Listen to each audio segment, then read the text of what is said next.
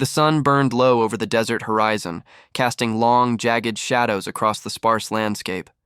Dust clung to every surface, coating rocks, plants, and clothes alike.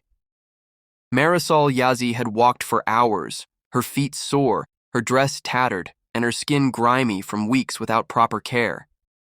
She clutched a small bundle of belongings, her chest tight with embarrassment and fear. Each step seemed heavier than the last, but the sight of smoke curling from a distant cabin gave her a faint hope. She had nothing left, only $2, and the courage to ask a favor she knew might be refused.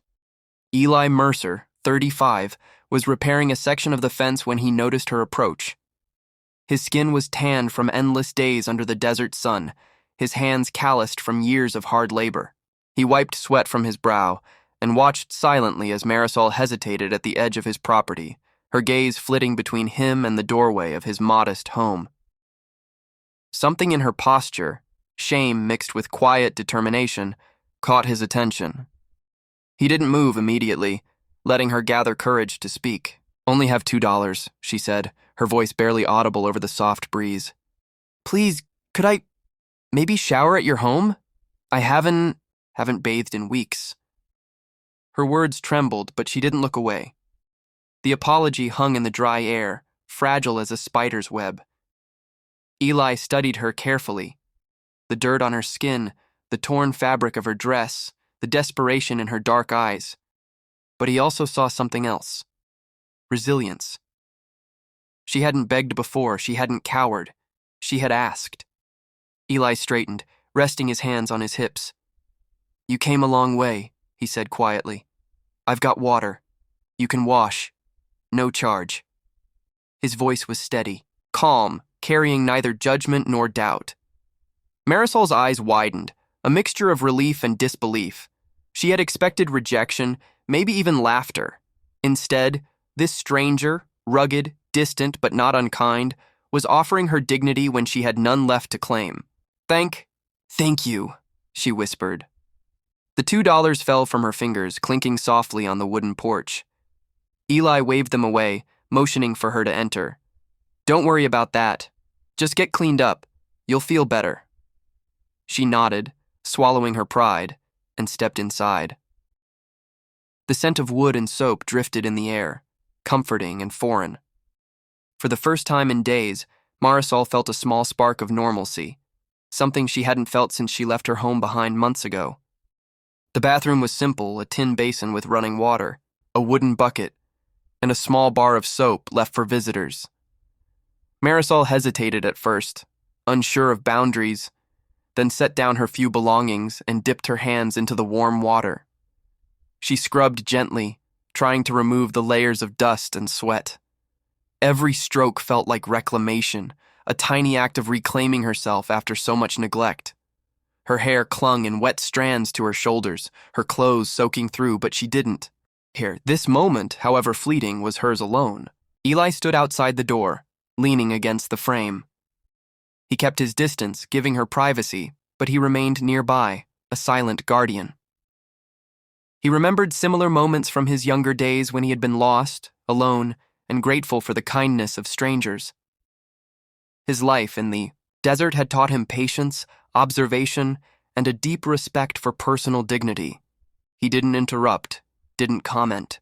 He merely waited, letting her reclaim a part of herself she had thought lost.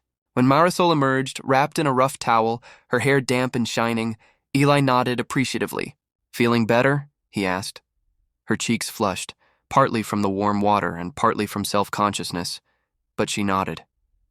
"Much. Thank you," she said softly. The simplicity of the gratitude made him smile faintly. In the harsh desert, moments like these, small acts of humanity, were rare and precious. He sensed she understood that, even if only vaguely. She dried quickly, changing into a clean dress Eli had found folded on a nearby chair. It wasn't, but it was better than what she had worn. She held the towel against her chest, securing it with trembling fingers. Eli offered her a seat near the kitchen table, where a pot of stew simmered slowly over the fire. "Eat," he said.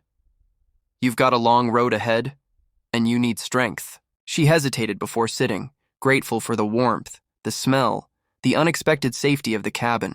As Marisol ate, she explained herself cautiously, revealing fragments of her story. She had been traveling alone, searching for work and survival, sometimes sleeping outside under the stars, sometimes begging for food. Each word carried weight, and Eli listened without interruption. He recognized the layers of hardship, loss, and quiet determination. She was tough, smart, and resourceful, but also worn down by circumstances that had nothing to do with her own choices. He felt respect for her, not pity. Most people wouldn't have stopped, she admitted quietly. They would have shooed me away. Or worse. Eli shook his head. I've learned that everyone has a breaking point, he said. And sometimes all someone needs is a hand, not judgment. You're still standing. That says something about you. She looked at him, surprised by his insight. Few people in her life had ever seen strength instead of weakness in her struggle. It was a rare, fragile acknowledgement. After the meal, Eli showed her where she could rest. A small cot, blankets neatly folded, a lantern waiting for nightfall. Sleep here, he said. Tomorrow, we figure out what comes next. She hesitated, unsure if accepting generosity meant owing something more, but she nodded, climbing onto the cot. The blanket smelled faintly of cedar and desert air, comforting in their simplicity. For the first time in weeks, she allowed herself to relax completely, feeling safety without strings attached. Night settled over the desert. Outside, the